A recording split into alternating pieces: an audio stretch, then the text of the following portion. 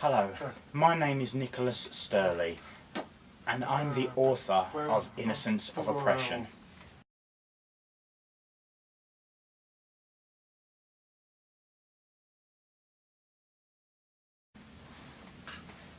It's a powerful and controversial story about deaf education. The story begins at a boarding school for deaf boys in 1977. Chris is a popular yet troubled 13-year-old who meets Aaron, the new boy. They become fast friends, and through Aaron's loving hearing family, Chris starts to believe in himself.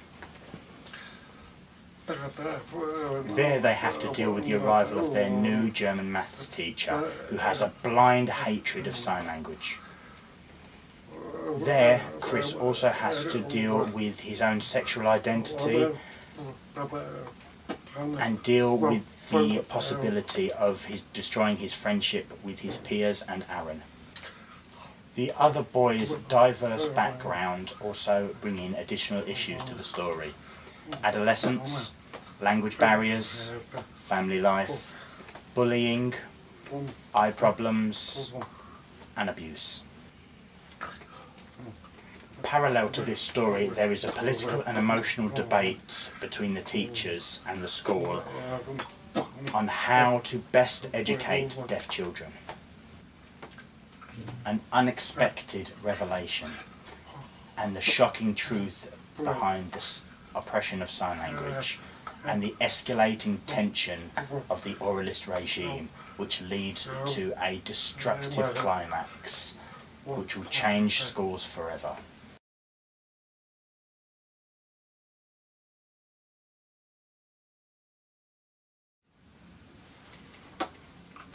I spent 2.5 years developing and writing the story from an idea I had in 2000. Although the story is fictional, it is based on fact. Many of the elements are based on real experiences of deaf people in education.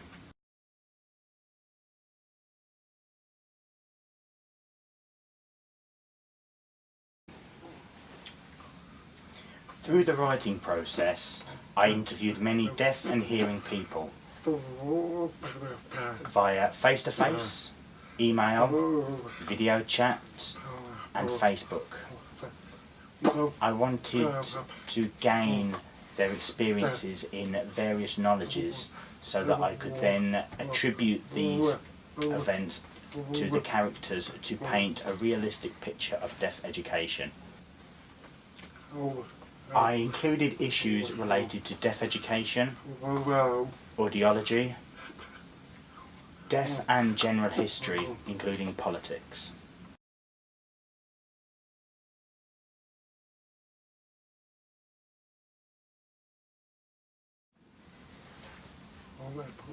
The story has many themes that cover many different aspects of life.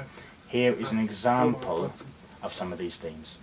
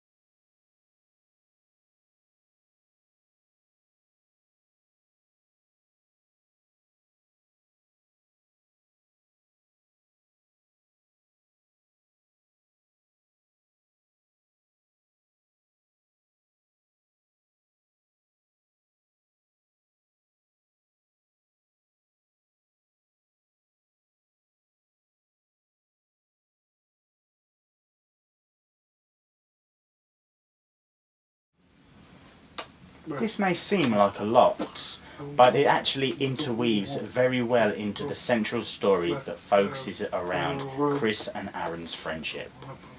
Speaking of which, here is an artist's conception of Chris and Aaron.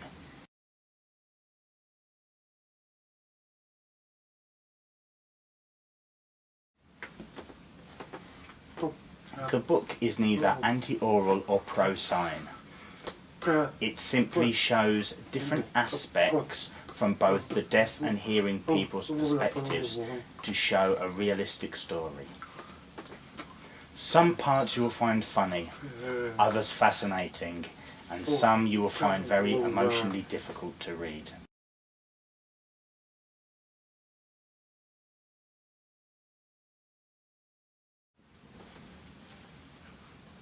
Each of the 40 chapters starts with a quote from many different sources that are relevant to the story. Here are some examples of those quotes.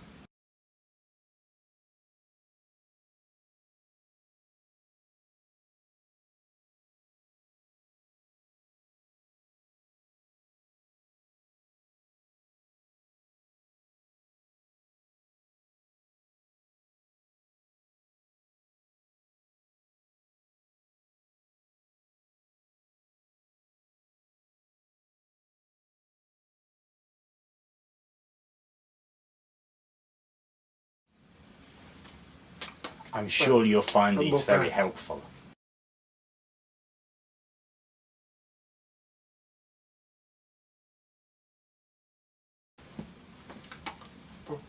When the book was released in October 2012, it received an overwhelming amount of praise. Here are some of the reviews it received.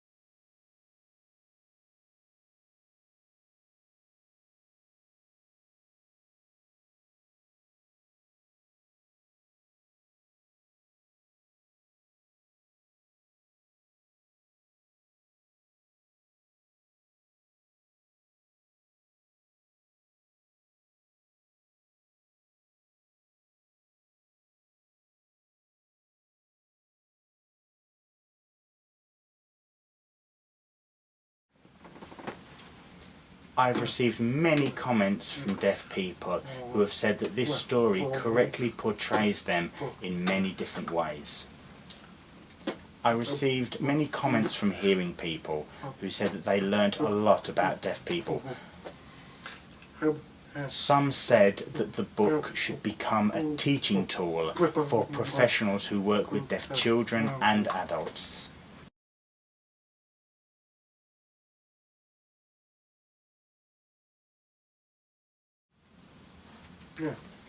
This novel is the same as any other novels. Anybody can read it. However, it can help many different people like this.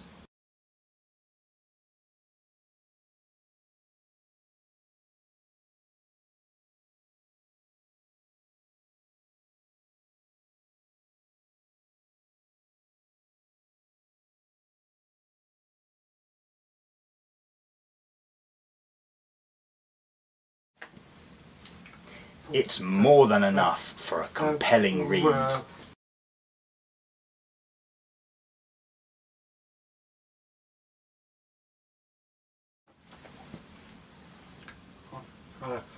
Don't be put off by the title Innocence of Oppression. After all, you shouldn't judge a book by its cover. But you will understand when you read the book. I strongly believe that this is a pioneering book that will divide opinions, but give you plenty of food for thought about deaf education. Enjoy reading it.